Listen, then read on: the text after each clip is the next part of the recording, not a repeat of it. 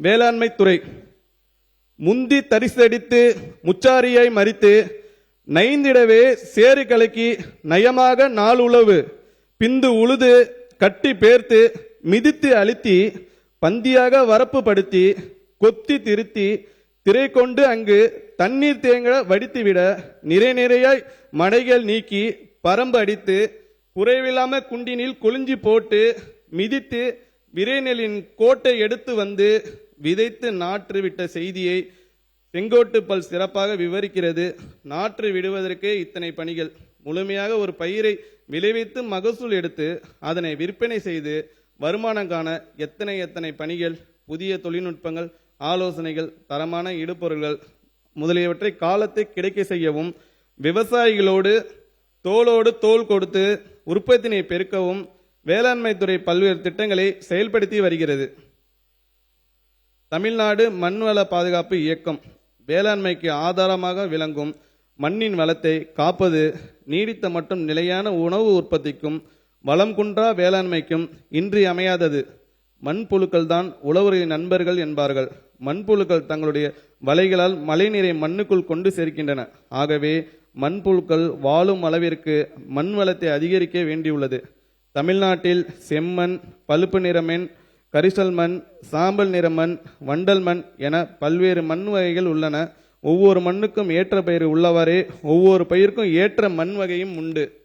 ரசாயன உரங்களை மட்டுமே தொடர்ந்து பயன்படுத்துவது, பயிர் கழிவுகள் மண்ணில் மட்காமல் இருப்பது, பண்ணை கழிவுகளை முறையாக மறுசுழற்சி செய்யாதது போன்றவற்றால் மண்ணில் உள்ள உயிர்ம கரிம அளவு குறைவதுடன் மண் நலமும் வேளாண் உற்பத்தி திறனும் பாதிக்கப்படுகின்றன.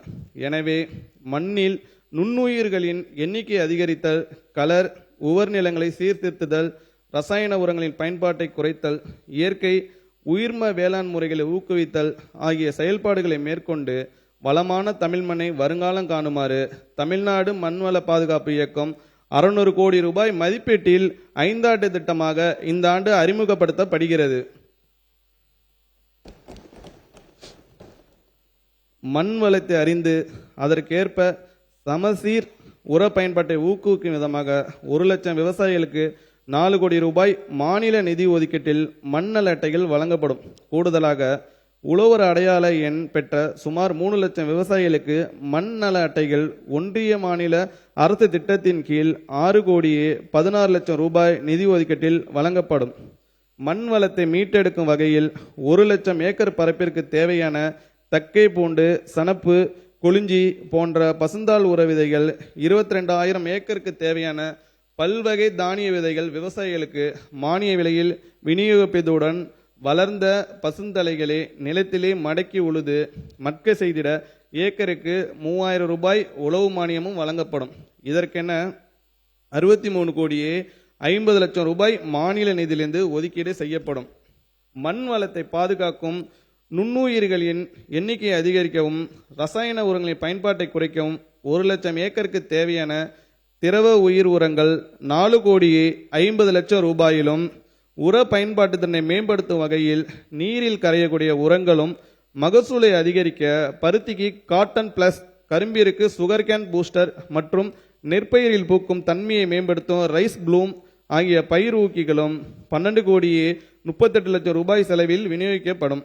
மாநிலம் முழுவதும் உயிர்ம வேளாண்மையை பரவலாக்கம் செய்யும் நோக்கில் 2026-27 ஆண்டில் மாநில அரசின் சிறப்பு திட்டமாக 20,000 ஏக்கரில் உயிர்ம வேளாண் முறைகளை பின்பற்றும் விவசாயிகளுக்கு ஏக்கருக்கு 4,000 ரூபாய் சிறப்பு ஊக்கத்தொகை வழங்க 8 கோடி ரூபாய் நிதி ஒதுக்கீடு செய்யப்படும்.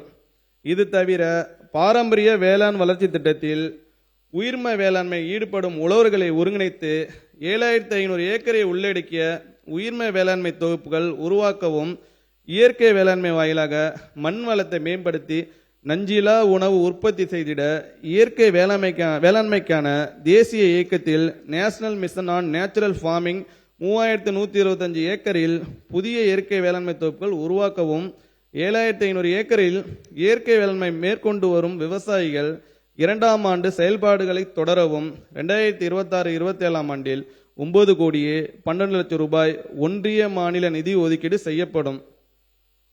உயிர்ம வேளாண்மையை ஊக்குவிக்கும் வகையில் நிரந்தர மண்புழு உரக்கூடங்கள் அமைத்திட 10 கோடி ரூபாய் நிதி ஒதுக்கீடு செய்யப்படும்.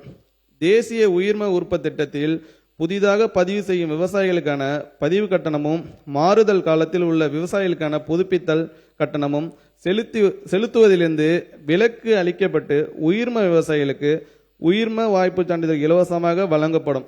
கடந்த ஆண்டு புதிதாக பதிவு செய்யும் விவசாயிகளுக்கு மட்டுமே கட்டண விலக்கு அளிக்கப்பட்ட நிலையில் இவ்வாண்டு முதல் உயிர்ம சான்று பெறுவதற்கான மாறுதல் காலத்திலும் விவசாயிகள் தொடர்ந்து உயிர்ம நிலையினை கண்டுபிடிப்பதை ஊக்குவிக்கும் முகமாக மாறுதல் காலத்திற்கும் இந்த கட்டண விலக்கு விரிவுபடுத்தப்படும்.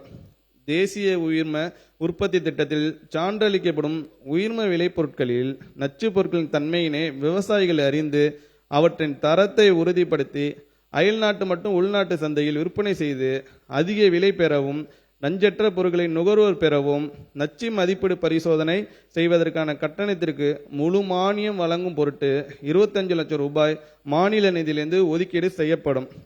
கலர் உவர்த்தன்மைகளால் பாதிக்கப்பட்ட மற்றும் வளம் குறைந்த நிலங்களை மீட்டெடுப்பதற்காக மண் சீர்திருத்தம் குறித்து 2000 ஏக்கரில் செயல்விளக்கம் மேற்கொள்ள 2 கோடி ரூபாய் ஒதுக்கீடு செய்யப்படும்.